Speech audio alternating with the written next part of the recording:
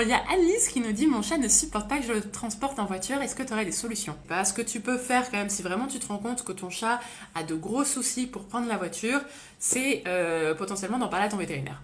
Je sais qu'il existe certains produits, ouais, des espèces de médicaments qu'on va mettre dans la gamelle ou qu'on va mettre dans l'eau, qui peuvent un peu le calmer.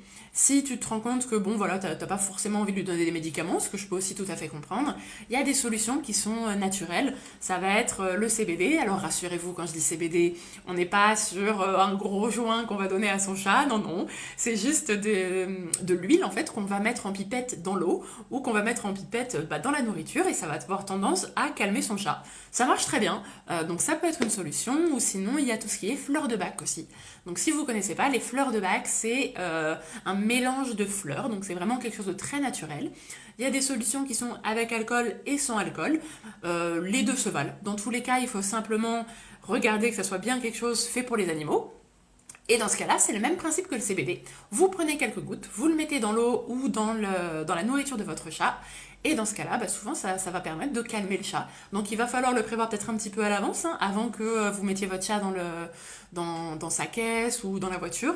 Mais voilà, ça peut être un plan pour essayer un petit peu de faire en sorte que ça se passe mieux, même si malheureusement, c'est toujours un petit peu délicat, quoi.